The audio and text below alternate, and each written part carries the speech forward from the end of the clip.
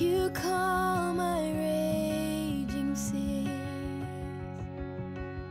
You walk with me through fire and heal all my disease. Hello everyone, I hope you're doing well. I guess you've noticed that I have a different background, that we're kind of house sitting for my mother-in-law, and we're here for a few days at her house while she's out of town, and I thought it would be a good time to catch up on some videos because I don't really have anything to do. So I thought it'd be good to do a few videos for you guys, and I've done some for my other channel and also some for this one while we've been here for the past few days. Please excuse my allergies if I'm sneezing, or you can tell that I'm a little nasally today because the allergies are just horrible here. Courtney, my daughter, and I are both just, they've just been horrible for us, and so I wanted to let you know about why that I sound like I do. I need to let you know before you go any further into this video that if you find someone talking about God or prayer or Bible scriptures or anything like that, this would be the time for you to click out if you're going to find it offensive. This video is a testimony of something that God has done in my life, something that's bigger than anything that I could have control of or actually even had the courage to even ask God for. And as the title says, God even sees our unspoken desires of our heart. And the scripture that comes to my mind and I think is appropriate for this, and it is found in Isaiah 43:19. For I'm about to do something new. See, I have already begun. Do you not see it? And I feel like that many times that God has already started to do something in our life. He started something new, and we don't see it. It's sometimes the hidden things that are going on that we don't know about. And He's already starting to bless us, and sometimes and starting to change situations for us, and we don't even realize it. That's why it's so important if we can just keep positive and know that things are going to work out. And sometimes we don't see it. Sometimes we have to see it by faith. And the example that I'm going to give you today is an example of an experience that happened in my life many years ago. And I'll just go back and tell you a little bit. I have to kind of go back in time to kind of let you know, to set it up so you will know just how that the situation changed for me. When I was younger, I had, as a teenager and as a young woman, I got married at a very early age. I was 18 when I got married, and I was a little bitty tiny. I looked like I was probably 12 years old. I was a really skinny kid, and I had physical problems. I had a lot of difficulties, and I had a lot of problems with my monthly periods, and it was just a whole process of things. And I really didn't think, because of all the issues that I'd had, I was very skinny, I was very underweight. No matter what I did to try to gain weight, I just couldn't. I would eat anything I could to try to gain weight, but I couldn't. I was just a little scrawny girl slash woman, young woman, that just had physical issues and had so much fear, and really didn't feel like that I would ever, in my mind, ever have kids.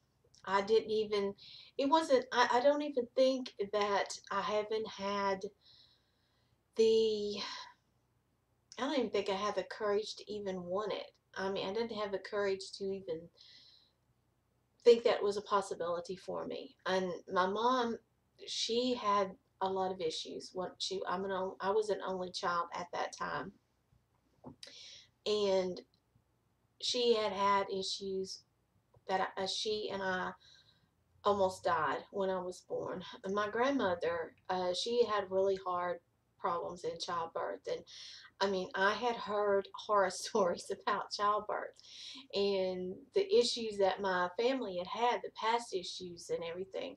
And with the issues that I had, it was just kind of, it looked hopeless. That's basically what I'm trying to say. And it's not even something that I even thought would ever happen for me.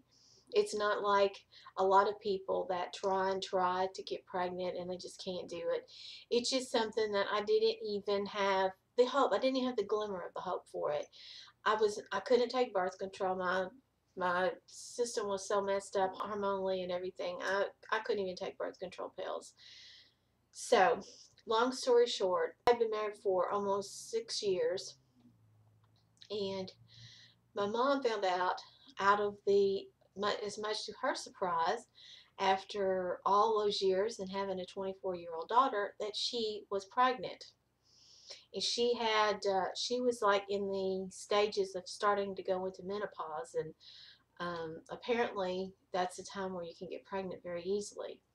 So she and my dad found out that they were going to have another baby after all these years.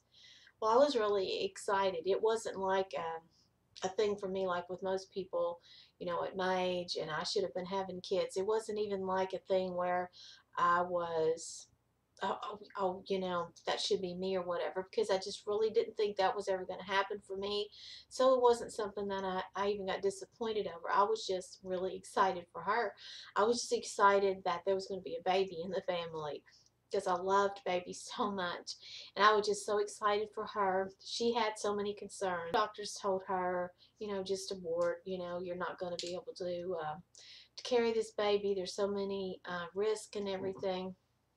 Nonetheless, she did, and she had a baby boy. And I remember I stayed with her at the hospital, and I walked down into the nursery, and I looked in there at my brother, and I didn't even speak it out loud. It wasn't even something that I said, and it was just in my heart.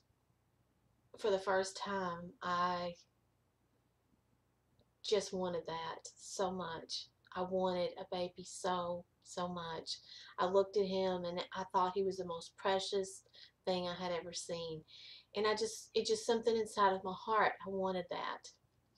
And I know tears came to my eyes when I was standing there looking at him. And for the first time in 5 years, I had that desire that came up in my heart that that's what I wanted.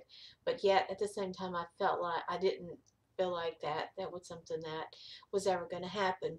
But it was a desire that came in my heart.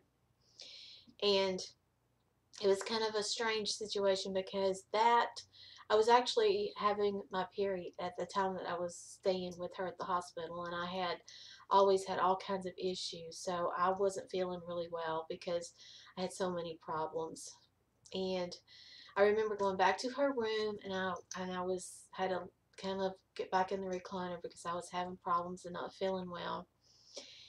And came home from the hospital, and she did well, and my brother was great. He was in good health, and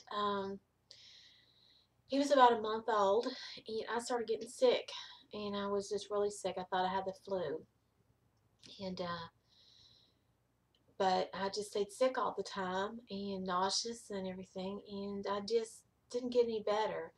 And it kind of went on, and for a little bit, and after a couple of weeks, I felt like, there's something, wrong, because I shouldn't still be sick with the have to go to the doctor because this is more than just, a normal situation where you have the flu and you get over it. And I remember I was laying on the couch and my grandmother was baking a cake, and I was feeling so bad, and I said, "Oh, what is that smell? It's making me so sick." And I remember my grandmother walked in there and looked at me, and she goes, "Oh my goodness, you're pregnant." And I said, why would you think that? She said, because I'm baking cake and that doesn't smell, it's not something that's going to, smell bad and weird.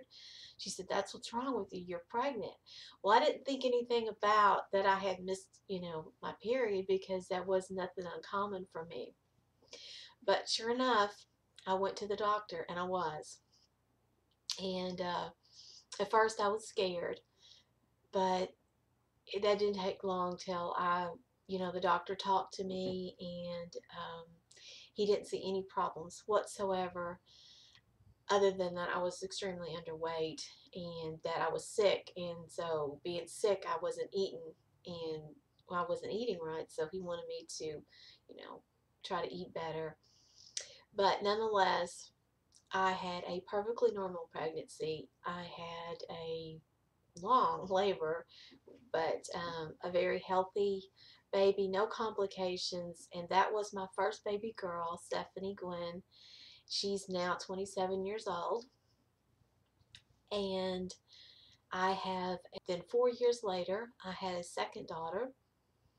And then 4 years after that, I had my third daughter. And I just wanted to share that story with you to let you know that sometimes you can have a desire in your heart, and you can have an unspoken prayer, and God still sees that, and he still looks at that, and he wants to meet that desire for you. So if you are in that situation today or other situations, just know that God's about to do something new. And whether you can see it or not, just know that you just got to keep holding on and keep believing and stay positive. Because when you think that the situation is hopeless and you might not even have the courage to even ask for something, God is still looking at your heart, and he knows what you desire, and he knows what you need, and he will give you the desires of your heart. And I hope this has encouraged you today somehow, and just to let you know that sometimes things don't always happen when you want them to. That 6 years before I was, even thought about being able to be blessed with a baby, and in the situation, it happened in a really weird time. But just know that it's in God's timing, and stay positive. And I hope this gave you um, some hope today, that if your situation looks like that, it's not going to happen for you. Just keep hanging on and keep believing, and keep that desire alive in your heart.